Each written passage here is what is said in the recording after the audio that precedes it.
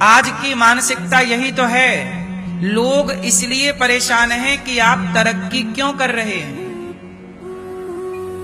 आप जरा तरक्की कर लीजिए, जरा अच्छा कर लीजिए, लोग आपको गलत बोलेंगे। इसलिए मैं आपसे कहता हूं कि लोग क्या कहते हैं इसकी आप परवाह मत करो। यदि इसकी आप परवाह करोगे तो आप भी आत्महत्या कर लोगे। इसलिए बिल्कुल परवाह ना कीजिए कि लोग क्या कहते हैं, आप बेहतर काम कीजिए।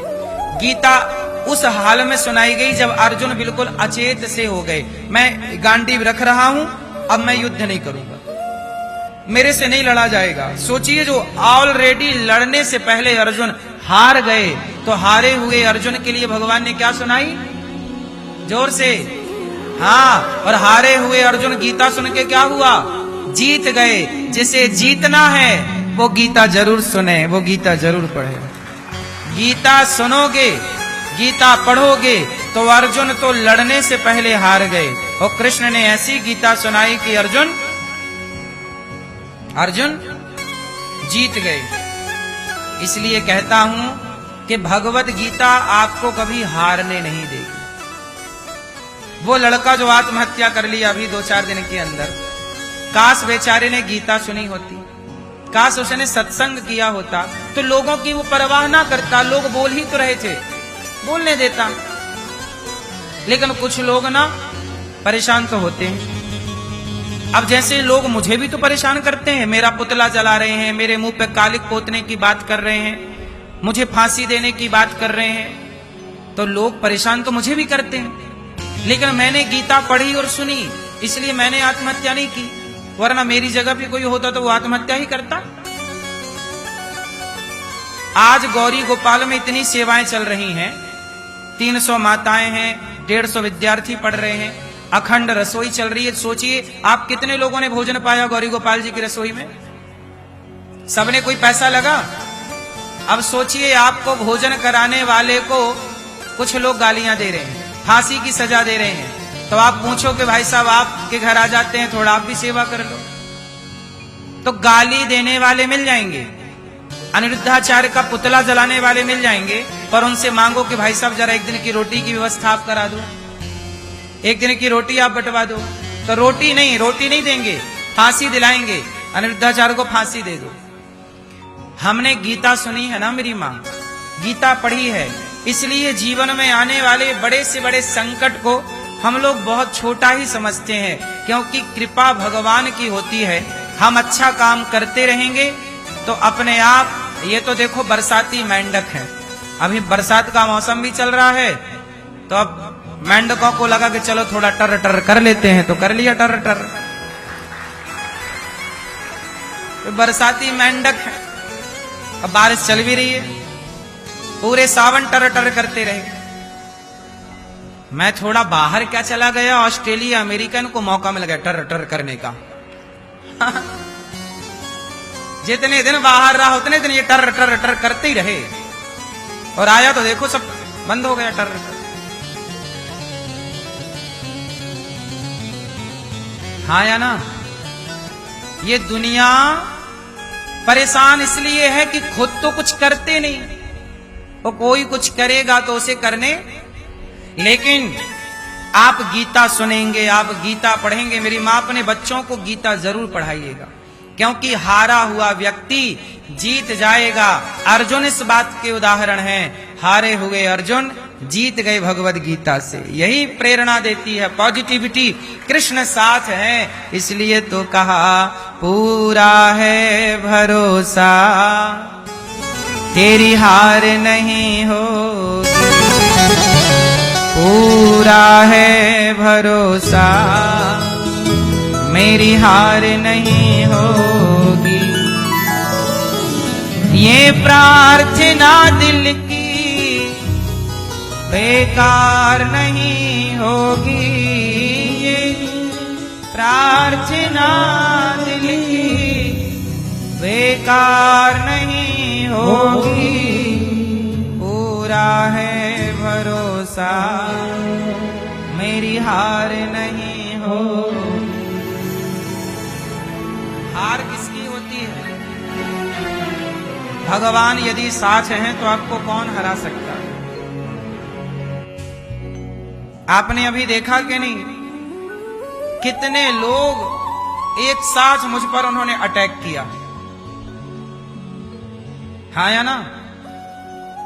कुछ मीडिया ने, कुछ लोगों ने, कुछ नेताओं ने, कुछ नेताओं ने, कुछ मीडिया ने, कुछ लोगों ने एक साथ अटैक किया। क्या हुआ? हम सनातनी हैं साहब, माला भी जपना जानते हैं तो युद्ध भी लड़ना जानते हैं। सनातनी है, मैदान छोड़ के भागने वालों में से लड़ते हैं। सांच को आंच नहीं। सच कभी, सच का दीपक थोड़ा टिमटिम हो सकता है पर बुझ नहीं सकता। यदि बुझ जाएगा तो बिहारी जी, ये जगन्नाथ जी है ना, ये काय के लिए है? ये इस धरती पर सत्य को बचाने के लिए ही तो है कि जब जब सत्य को दबाया जाएगा तो फिर भगवान उसके साथ मिल करके सत्य को फिर ले आएंगे। नहीं भाई, इतने लोग लग गए पर बताइए सच का कुछ बिगाड़ पाए? फिर आ गए ना उछल के टेस्ट ड्राइव वाले। इसलिए जीवन में कभी हारना नहीं। कोई कितना भी आपको विचलित करे पर विचलित होने का, लड़ने का समय है। ये वक्त भी गुजर जाएगा। ये शब्द याद कर लो, बोलो ये वक्त भी, ये वक्त भी, अरे पहले बोलो ये वक्त भी गुजर जाएगा। जीवन में जब एक राजा थे, बड़े परेशान थे, उनको चारों तरफ सेना ने घेर लिया, दूसरे राजाओं ने। एक राजा थे बहुत अच्छे, उनको चारों तरफ से घेर लिया। राजा बोले अपनी प्रजा की रक्षा मैं कैसे करूं, कैसे करूं अपनी प्रजा की रक्षा, क्योंकि मैं दुश्मनों से घिर चुका हूं। तो उनके गुरुजी थे, गुरुजी ने कहा कि राजन तुम चिंता ना करो, ये वक्त भी गुजर जाएगा, इसे याद रखो और बस खड़े रहो, लड़ते रहो, कर्म करते रहो। अर्जुन को बाण चलाना नहीं आता। अर्जुन का नाम है गांडीव धारी। गांडीव धारण करते हैं ना। अर्जुन का नाम है पार्थ। अर्जुन का काम है लड़ना। भगवान श्री कृष्ण बोले कि अर्जुन तुम गांडीव चलाओ, पर अर्जुन के गांडीव में इतनी ताकत नहीं थी कि वो महाभारत जीत सके। बताइए, अर्जुन की ताकत थी कि वो महाभारत, अर्जुन जंगल के भीलों से हार गए थे आखिरी में। पता है आपको अर्जुन किससे हार गए? बोलो जोर से। जंगल के आखिरी में अर्जुन का वही गांडीव, वही अर्जुन, वही बाण, लेकिन आखिरी में जंगल के कोल भीलों ने गांडीव धारी अर्जुन को हरा दिया। अर्जुन हार गए। अब विचार करिए कि जो भीलों से हार गए वो पितामह से कैसे जीत गए, कर्ण से कैसे जीत गए, गुरु द्रोणाचार्य से कैसे जीत गए, इतना बड़ा महाभारत कैसे जीत गए? तो आपको ये बात जान लेनी चाहिए कि वो जीत अर्जुन की नहीं थी, वो जीत किसकी थी? भगवान कृष्ण की। जब भी आप जीतें तो आप ये ना सोचें कि मैं जीत गया। सत्य को भगवान जिताते हैं, वो जीत भगवान की है।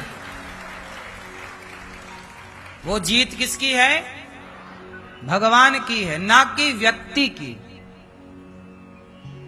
जब आप लड़ाई लड़ते हैं धर्म की, तो धर्म की लड़ाई में पावर पहुंचाने के लिए भगवान आपके साथ में खड़े हो। यदि आप धर्म के साथ हैं तो ईश्वर आपके साथ, पर यदि आप धर्म के साथ नहीं हैं तो ईश्वर आपके साथ। इसलिए आपने देखा होगा कि कुछ नेता, कुछ मीडिया, कुछ लोग कितना भी विरोध करते रहे, पर ईश्वर ने आकर के और 10 के 10 लोगों को समझा दिया कि भाई आप सनातन का, संतों का, धर्म का क्यों विरोध कर रहे हो। और धीरे से अब लोग समझ गए कि भाई बात तो बताओ, हमने जो बोला था कि लिव इन में रह करके जो आज चल रहा है, कुछ लोग चरित्रहीनता का खेल खेल रहे हैं, वो सही बोला था कि गलत बोला था?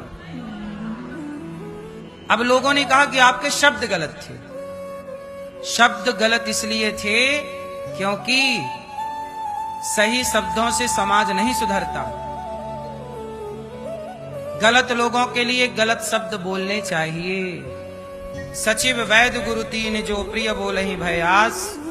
भगवान कृष्ण अर्जुन को डांटते हुए बोलते हैं तू नपुंसक है। अब बताओ ये शब्द सही है कि गलत है?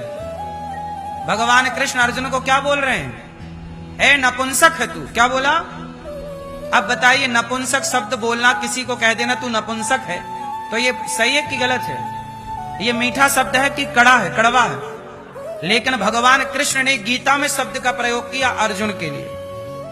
अर्जुन तू नपुंसक है, युद्ध लड़ने से बच रहा है, लड़, तेरा धर्म है युद्ध करना।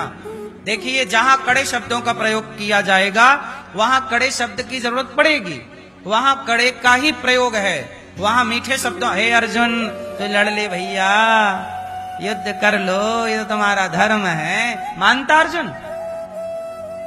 मीठे शब्दों से मानता? वहां किन शब्दों की जरूरत थी? कड़े शब्दों।